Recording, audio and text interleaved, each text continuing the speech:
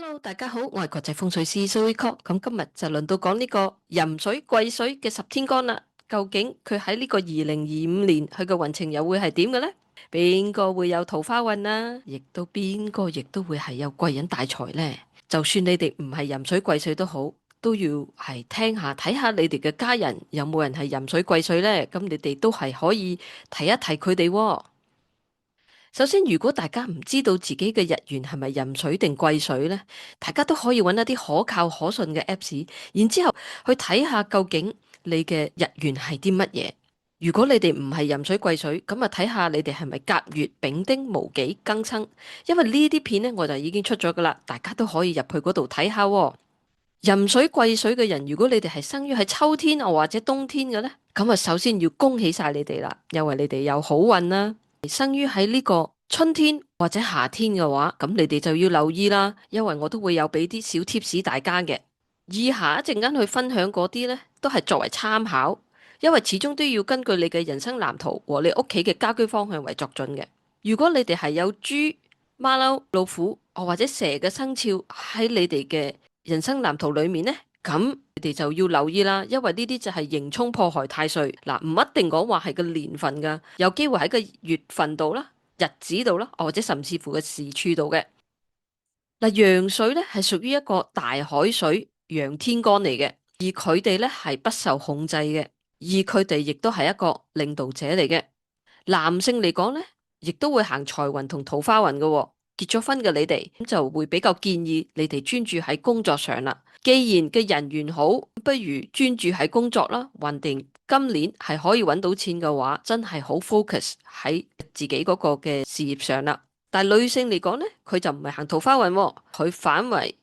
係會比較緊張佢嘅伴侶啦。做嘢喺公司上，佢係好進取啦。而佢同伴侶相處嘅時候呢，你哋就要留意自己嘅說話啦。你哋有機會太過緊張自己嘅伴侶呢，而講嘢嘅時候有機會傷害到你嘅伴侶嘅心嘅。尤其是生於喺春天同夏天嘅朋友們啦，真係要多多留意呢一點。工作上嚟講呢，女性又好，男性又好，壬水嘅人呢，你哋與老闆談話嘅時候呢，或者上司呢，你哋就要去留意翻啦。今年係特別進取嘅。而你哋講嘢嘅時候呢，就有機會會得罪到老闆。以往有機會同老闆係好好地嘅，但係呢，今年呢，有可能老闆呢就未必接受到你以往太過進取嗰個態度啦，或者嘅性格。但係又唔係代表你哋唔表現自己喎，你哋都係要去表現自己嘅，因為今年你哋係要表達你哋自己，表現你哋自己識嘅嘢啦，咁老闆先至可以叫做睇得到你所識嘅嘢啦。但係你哋又唔好超越佢喎。當佢講緊嘢嘅時候，你哋就好似呢一張相咁啦，聽老闆講完之後，你哋先至去講你哋想表達嘅嘢。如果你哋嘅 project 做得好好，presentation 做得好好嘅時候，個 credit 記得亦都要話係多謝老闆嘅指導喎。千祈就唔好一個人領晒啲功勞啊！尤其是春天同夏天嚟講呢，如果你哋係得罪到老闆呢，咁就有機會會令到自己份工就會危危乎噶啦。而秋天同冬天嘅人呢，你哋都係要去留意你哋自己嘅說話嘅，但係就問題不大嘅，因為當你哋秋天同冬天出世嘅時候，你哋嘅金水咁重，喺呢2-3年嚟講呢，嘅火咁重嘅時候，係對你哋嚟講就平衡啲，所以你哋做嘅嘢呢，都會係比較係好嘅，但係你都要多留意，尤其是喺冬天嘅時間啦，或者秋天嘅時間，你哋自己都要多留意嘅，有機會你哋都會過分進取嘅。以上啱啱講嗰啲真係作為參考啊，始終真係要根據你嘅人生藍圖和家居方向為作準噶，所以你哋一定要聽到最尾，因為後邊都會講少少風水嘅時候，係有小貼士呢，係可以幫到自己嘅。嗱，秋天同冬天嘅人士呢，點解我話你哋最好呢？就真係專注喺你哋嘅事業度喎，因為你哋如果係自僱人士又好，收佣金嘅銷售員又好，真係好好地去運用你哋嘅今年嘅好運啦，你哋係會有貴人帶財俾你哋嘅。而偏財嘅意思，即是話係唔穩定嘅收入嚟嘅，所以如果你哋自僱人士嘅，多努力去發揮啦，因為你哋今年係要去發揮你自己所識嘅嘢，要俾人知你哋所識嘅嘢。或者譬如銷售員嘅，你哋多去銷售你哋自己嘅 product，咁你哋都會係有錢嘅收入。如果你哋係生於喺春天同夏天，會唔會話係揾唔到錢呢？唔係嘅，你哋如果係努力嘅時候呢，都會係揾到錢嘅，係只不過你哋係揾到錢都好，有機會守唔到嘅財。咁而點樣可以守到你嘅財呢？嗱，真係記得要聽到最尾啦！請大家多多支持，去撳呢個免費訂閱掣啦，因為你哋嘅支持亦都係我嘅動力去繼續做片，去同大家分享一啲小貼士嘅。生於喺春天或者夏天，如果你哋揾到錢，有機會你哋都會係屋企有嘢會壞嘅喎，或者如果屋企冇嘢壞，你冇使到錢嘅時候，有機會健康上就會出現問題啦。咁所以變咗嚟講呢，當你哋揾到錢嘅時候，就睇下啦，屋企家居電器有啲乜嘢是好是壞，咁你哋就去換咗佢啦。癸水嘅人呢，男性嚟講呢，都係會有行桃花運嘅。如果結咗婚嘅你哋呢，千祈唔好有多心啦。最緊要都係專注喺工作上啦，因為既然有呢個咁好嘅人緣、人際關係嘅時候，好好地專注喺工作上。係單身嘅你哋呢，桃花唔係咁明顯嘅，咁你哋就要睇清楚。無論何男性又好，女性又好，有機會係喺今年唔想做嘅。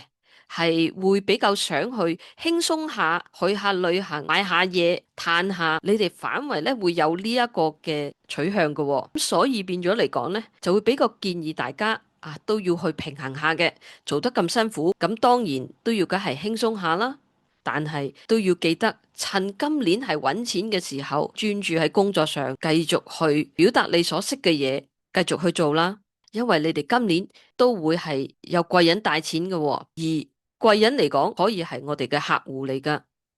咁所以無論男又好，女又好，記得真係最緊要有個平衡啦。打工仔嘅你哋，如果公司係有話俾 project 你去做，去表達自己嘅時候，你哋唔使怕醜嘅，最緊要嘗試出嚟去表達你所識嘅嘢，去做個 presentation 啦。因為老闆係會見到嘅，而對你哋嘅事業嚟講係非常好。自雇人士嗰啲，都係最緊要去 sell 你自己嘅 product 啦，因為如果你哋唔出嚟表達嘅時候，冇人知你識啲乜嘢噶，所以變咗嚟講，真係好好地去把握你呢一個咁好嘅人緣機會同人際關係嘅機會啦。頭先我都有同大家分享過有關生於喺呢一個春天同夏天呢嗰啲朋友們呢，雖然你哋係行緊財運，你哋都要留意你哋嘅健康啦。因為你哋如果揾到錢，你哋話我都係儲埋個錢啦，我唔好使咁多錢啦，咁你哋最緊要都要留意健康啦。因為當你哋係身弱，如果你生於喺呢一個春天或者夏天，春天就木重，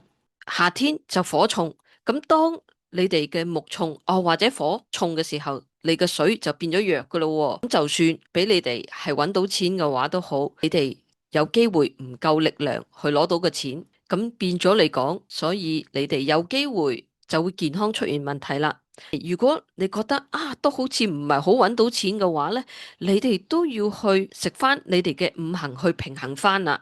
大家都可以去參考下我呢一個第三步嘅如何去預測自己嘅運程啦，裏面都會講下一啲五行食物，大家可以參考下去睇下有啲咩食物，大家可以食翻去平衡下嘅。冇人係出世平衡嘅，所以變咗嚟講，大家不妨入去呢個 video 去睇一睇啦。最緊要大家都要係打好啦個免疫系統，睡眠質素係要夠嘅，因為當你睡眠質素唔夠嘅時候，你好容易就會影響到你自己做嘢嘅思考或者創造力決定判斷力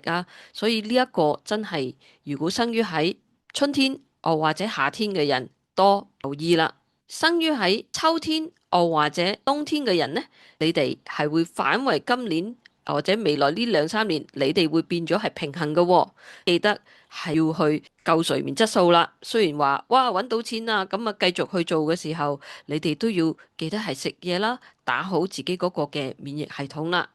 嗱，喺個《黃帝內經》嚟講呢，膀胱啦、腎啦同個耳仔就係水嘅五行。所以如果你哋係生於春天或者夏天嘅朋友們呢，你哋就要多留意你哋嘅腳啦，同你哋嘅骨頭啦。泌尿系統啦，你哋嘅腎啦，同埋你哋嘅生殖系統嘅，有機會耳水唔平衡，所以如果你哋係生於喺呢個季節嘅時候，就多留意呢一點啦。如果生於喺秋天或者冬天嘅話呢，大多數問題都不大嘅。以上所講嗰啲呢，都要係作為參考嘅啫，因為始終真係要以你嘅人生藍圖和你嘅家居方向為作準嘅。因為我都唔知道你哋自己嗰個嘅五行有冇合啊，有冇沖啊，有冇刑啊，咁呢一啲都會係有影響嘅。咁所以變咗嚟講，呢一個就作為參考嘅啫。頭先都有講過話，要以你嘅家居方向為作準啦。如果你哋係生於春天或者夏天嗰啲呢，即係加重嗰個財運呢，你哋可以去睇翻風水片嘅。因為始終都係一命二運三風水，既然間屋企都已經喺度咯，點解唔去喺屋企嘅中間點去揾翻呢啲位置呢？然之後喺個廳度去揾翻啲財位，